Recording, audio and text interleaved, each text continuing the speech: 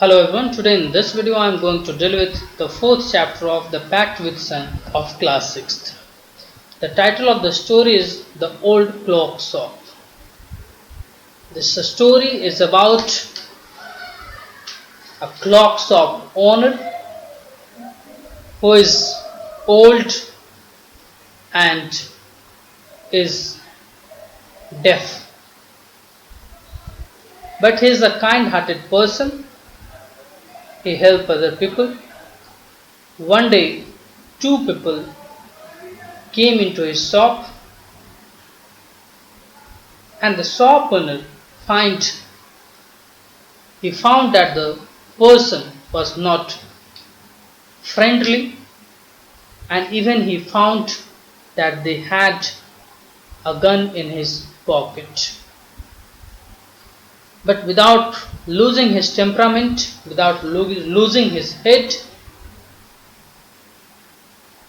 he acted in that situation in a very wise manner, and he was successfully able to avoid the situation. So let's see how he did it in the story. Christmas Eve had arrived. As last minute shoppers were going home, a thick white sheet of snow lay over Salt Lake City, USA. Yet the lights were still burning in the old clock shop as Ray, its old deaf owner, worked on a clock he had sold that day. So we are introduced to Ray, who is the owner of this clock shop, and the occasion is of Christmas Eve. And the last minute shoppers, it means the people who used to shop at the last time. So as the Christmas was approaching, the people were out for shopping, and the people, those who were late, were shopping till now, and there were snow all around, as if a white sheet has been spread all over. And the story is located in the Salt Lake City of USA. This owner of this shop, Mr. Ray, he is old, he is deaf, and he was working upon the clock which he has sold that day. Having finished his work, Ray stood up and was on his way to the back room when a cold rush of air from the front door hit the back of his neck. He turned to meet a last-minute shopper, but his old wise eyes told him that this was not a shopper. He was two men, one in his 20s and the other closer to 50. The younger man remained at the door. The older man approached the counter with no sign of friendliness in his eyes. Ray was able to hide his growing fear as he slowly pushed a notepad and a pencil across the counter. So now the man, Mr. Ray, he was working upon a clock, and after he has finished his work, he got up and he was about to go to the back room. Then suddenly he felt that someone entered in his room. As the cold wind came inside his shop, he felt it on the back of his neck, and therefore he was able to sense that someone has opened the door and someone has entered his shop. It means he thought that a customer has come into his shop. But when he turned back to see that who has arrived in the shop, he saw that there were two men. One were in 20s, which means he was around 20 years old, and the other was around 50 years old. As you can see here in the picture, the one who was around 20 years, he remained outside the shop, he remained at the gate only, and the man who was in his 50, he came inside the shop, he came to the counter. And then he says that as he was old, he has been dealing with customer for many years, and therefore he can sense that what sort of customer has entered the shop. So he saw that man who was in his 50s, and he could sense that he was not a customer, but he was something else. It means he has not come with an intention of buying something, of shopping something, but he had come there with some other intention, and there was no sign of friendliness in his eyes. He had got in that shop with an evil intention. So let's see what was his intention. Was he able to successfully execute his plan or not? He smiled at the unfriendly fish. He then pointed to his ears and shook his head from side to side. A quick look of surprise changed the man's face as he studied the notepad, then turned and said something to his friend. So Mr. Ray, as he was deaf, he took the notepad. The notepad he used to keep always with him, as he was not able to listen, and therefore he used to talk to his customer by writing on that notepad. Although he was afraid, but he did not showed his fear on his face. He was able to suppress his fear, and putting his notepad in front of the counter, and he said to that stranger, to that customer, by making some sign as well as by writing on that notepad that he is not able to listen. So he shook his head and he pointed toward his ears and he signed to that man that he is unable to listen, he is a deaf. And at that point, this man who is standing in front of the counter, he turned toward his partner who is standing outside the gate of the shop, and he said something to his friend. Ray used the chance to look closely at the man, paying attention to the shape of a gun and a restless arm in the man's right coat pocket. Anger boiled within him, but it was kept down by an inner voice that said, "Be still." He wrote on the notepad, "May I help you?" For the first time, the older man looked directly at the Ray and smiled, a cruel, mocking smile. They both understand why he was there, why his friend remained at the door. They looked like men who were down on their luck and were now ready to try something they would later be sorry about. So Mr. Ray, he did not lose his composure. He remained calm, and while that customer was talking to his friend, Mr. Ray had a close look of that man. He checked out that man from head to toe, and then he saw that there was something. He observed, he found the shape of gun in his pocket, and his hand was restless, which was in the pocket, in the coat pocket, and there was a gun in his pocket. So when he saw that person possessing gun, Mr. Ray, he became angry. But then an inner voice came. His conscience told that don't be angry. His conscience asked him to be still, to be calm and composed. And he acted in the same manner. He wrote on the notepad, "May I help you?" He asked that man, that stranger, that how he may help that person. So the customer and Mr. Ray, both of them exchanged a smile, both of them looked at each other's face, and now even Mr. Ray has sensed that why this man in his 50s has come to his shop, and even that man was quite clear that why he was there, standing at the counter. So now, Mr. Ray, he was an old person. He could sense, he felt that this man is down on his luck, on their luck. Here it means that perhaps something has happened with this man. He was well to do, but due to any mishappening, he has lost his everything, and now due to his adverse situation, he was there to rob that shop. He was not really a robber, he was not really a thief, but that situation has made him so. Mr. Ray, with his experienced eye, he found that. So let's see what happened then. The clocks ticked on. Ray calmly wrote another message. Have you come to pick up a clock or watch?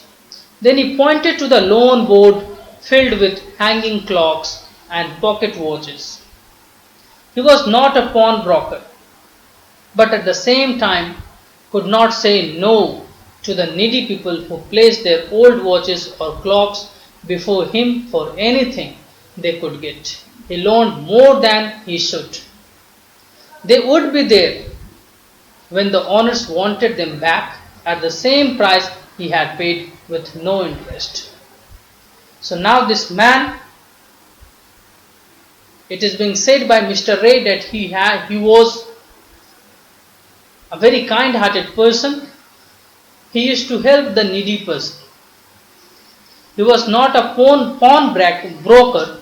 Pawnbroker is someone, a person who lends money to people when they leave something of value with him or her. It means he was not a pawnbroker, but what he used to do, he used to help the people in need, and in the exchange, the person whosoever has come for help, they have to submit, they have to keep their watch or clock as a security deposit to this shop owner, to Mr. Ray. And whensoever the person wants to take back their watch or clock, they need to repay the loan which he has taken from the shop owner, from Mr. Ray, and that too without any interest. And it is being also said that Mr. Ray, he always gave more than he should. It means he was not like a broker, he was not a sort of money lender, but he was just extending loan in order to help the people, and he used to give more even. So this person, the stranger, the customer who was inside the shop, he pointed toward the loan board. There was a loan board hanging in that shop, so he pointed toward that. When Mr. Ray asked him that was he there to pick up, to receive any clock or watch. So let's see what happened then. Then the older man seemed to feel a little easier, took out his hand from his pocket and quickly looked at the watch on his wrist. How much will you give me for this? The man wrote. So when that stranger, that customer, said that he was there in the shop in order to get some loan, then Mr. Ray, he felt easier, he was now comforted, because earlier he had in mind that the man has come to loot, to rob his shop. But then that stranger, that customer, he wrote on that notepad that how much Mr. Ray will pay for the watch, for the wristwatch. So he showed his wristwatch to Mr. Ray and he asked that how much he can extend, how much money he can give as a loan to that stranger, to that customer. Ray noticed a little shame in the grey eyes looking at him. The watch was nothing special, yet had great power. It was something to exchange, a way out of bad situation. Knowing that great need had brought the man to his shop in the first place, Ray asked, how much do you need for it?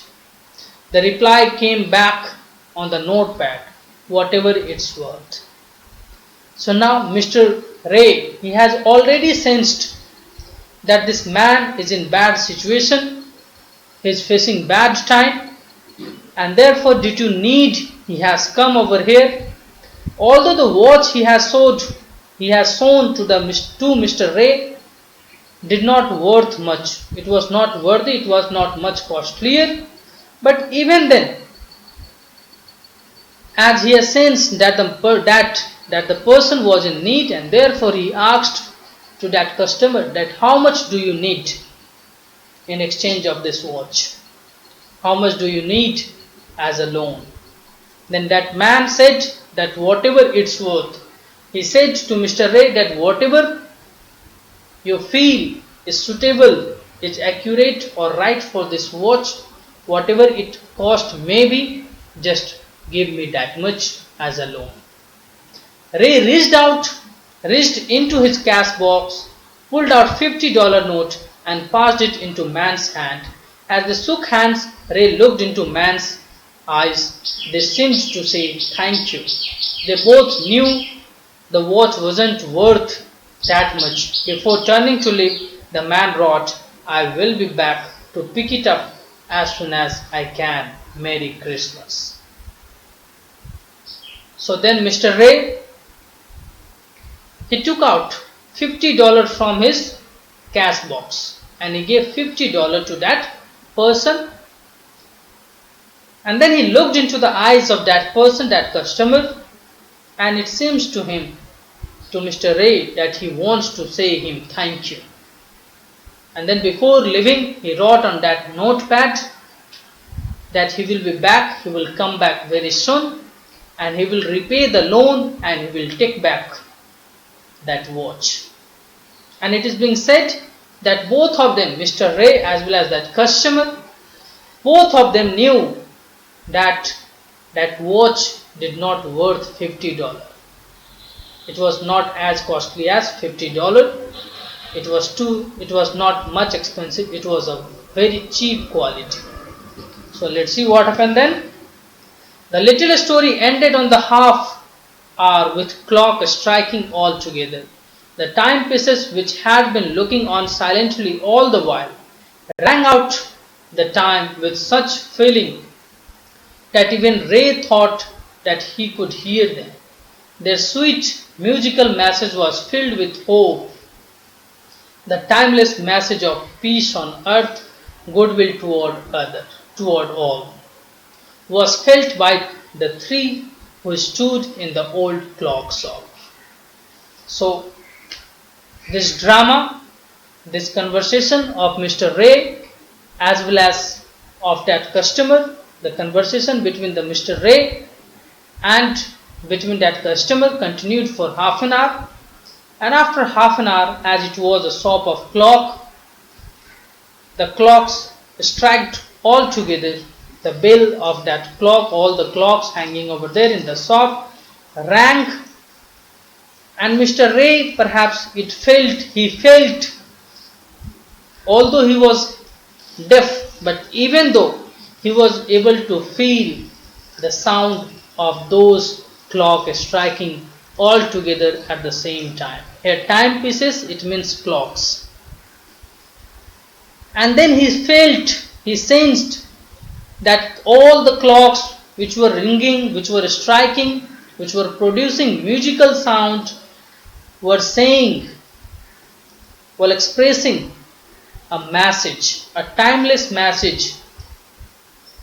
It means which will be forever. Timeless here, it means the message should be carried out throughout the earth and should be carried out forever. So what message that clocks, the striking musical sound of clock were giving, that was peace on earth, goodwill towards all. So, in order to maintain peace on earth, we need to have goodwill toward all. We should never cheat anyone. We should never distrust anyone. We should be kind toward all people. And this is how we can bring peace on this earth. So, to Mr. Ray, he sensed that this was a message which the ringing clocks were giving to him.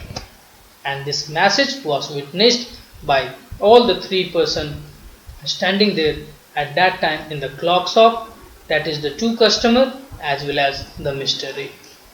So this is all about this story. Thank you.